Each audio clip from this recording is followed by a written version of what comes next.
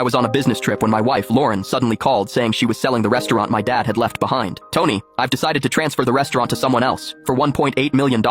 I froze for 2 seconds, then demanded to know why she hadn't discussed something so big with me beforehand. She replied self-righteously, I'm the legal owner of the restaurant. I have the right to decide. She hung up immediately. When I called back, her phone was off. I was shaking with anger. I sent her a message. Lauren, if you really sell the restaurant, we're getting a divorce. I canceled all my plans and took the next flight back to the city. It was 5 in the afternoon when I landed. I hailed a cab straight home. I called her on the way, but her phone was still off. As I approached my apartment building, just as I was about to enter, I saw a black Mercedes parked at the curb. Lauren was in the passenger seat, laughing and talking to the man in the car. I retreated behind a nearby tree, watching covertly. The man was probably in his early 30s. He rested his arm on the car window, smiling as he asked, So, it's settled then? Lauren nodded. Don't worry, Tony's on a business trip. He won't be back for another week. Are you sure he won't mess things up? It is his dad's place after all. Lauren let out a cold laugh. I'm the legal owner. I'll sell it if I want to. No one can tell me what to do. Besides, even his dad said when he was alive that the restaurant was mine to manage. Worst case, we get divorced. The man smiled. Good. Lauren smiled too, leaning in and kissing his cheek. I dragged my suitcase out of the apartment complex and found a small diner on the street. The owner came over with water, glanced at my suitcase, and didn't ask any questions. When the food arrived, I didn't touch it. Instead, I poured myself a glass of hard liquor. The strong alcohol burned my throat and made my eyes water. I refilled my glass and picked up my phone to message my friend, Rubio.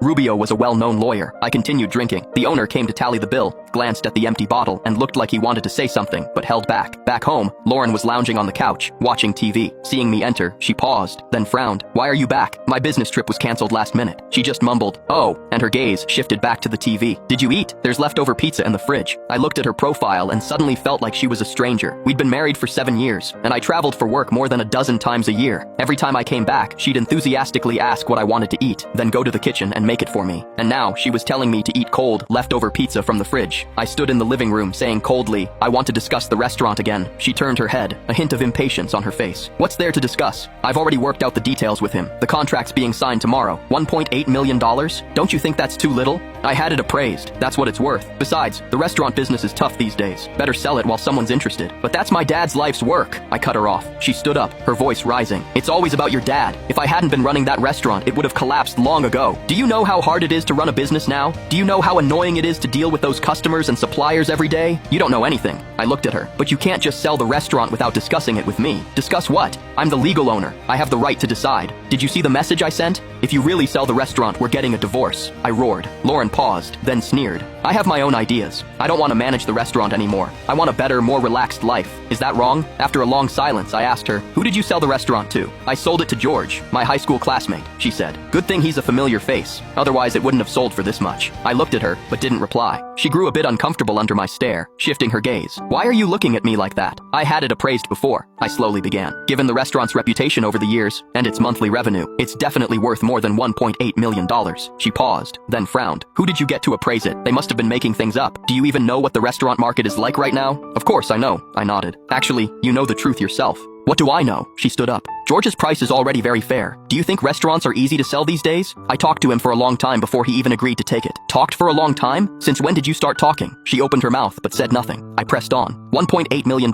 Was that your asking price? Or his offer? Her eyes flickered. Does it make a difference? Anyway, the contract's already signed. She turned her face away. There's no point in talking about this. Signed? Signing tomorrow, she said. The letter of intent has been signed. I stood in the living room for a while, then went to the guest room, grabbed a blanket, and lay down on the sofa. I couldn't sleep. My phone buzzed. I picked it up. It was a message from Rubio. Tony, I found him. The car owner's name is George. He runs a catering company. This guy is no small fry. Attached were several documents. After carefully reading them, I replied, Are you free tomorrow? Come with me to the restaurant. No problem. I put down my phone and closed my eyes. I don't know how much time passed. Just as I was drifting off to sleep, my phone rang. I picked it up and saw it was Mira, my mother-in-law. I answered, and before I could say a word, she started yelling at me. Tony, what do you mean? You're divorcing Lauren? What did she ever do to you? Is it easy for her to manage this household and such a big restaurant all by herself? Now you're saying you want a divorce? Are you even human? I listened, but didn't respond. I'm telling you, if you dare divorce her, I'm not done with you. Don't think my family is easy to push around. Lauren's been with you for 7 years. What have you ever given her? That crumby restaurant your dad left. She helped you manage it, working her fingers to the bone every day, and now she wants to sell it, and you're not happy about it. Is that yours? She's the legal owner of that restaurant. She can sell it if she wants to. You can't stop her. I finally spoke. Are you finished? She paused. What did you say? If you're done, I'm hanging up. You wouldn't dare. You have to explain yourself today. I hung up and turned off my phone. I vaguely drifted off to sleep, and when I opened my eyes again, it was already daylight. The next morning, Rubio and I arrived at the restaurant. Seeing me enter, several old employees paused, then greeted me one by one. I responded to each of them. They looked at me, their eyes wanting to say something but holding back. Someone opened their mouth, but in the end, said nothing. Rubio followed behind me, whispering, "Tony, the vibe is off."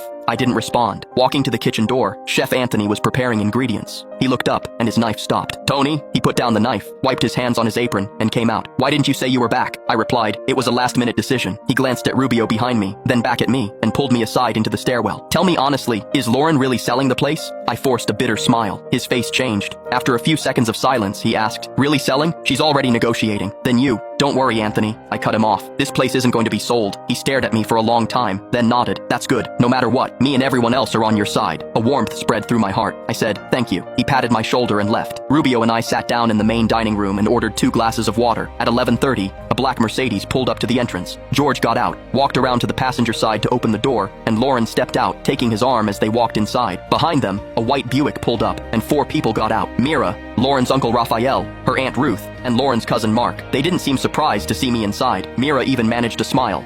Let's see what happens kind of smile. George walked over, extending his hand. "Tony, right? I've heard a lot about you." "George." I looked at his outstretched hand, but didn't move. His hand hovered awkwardly for a second before he pulled it back, smiling. "Lauren said you were on a business trip, but I see you're back. Perfect. We can all talk together." "Talk about what?" "About the transfer, of course." He smiled. "Lauren and I have already agreed. We're signing the contract today. After this, the restaurant will be mine." "Yours?" "That's right. $1.8 million.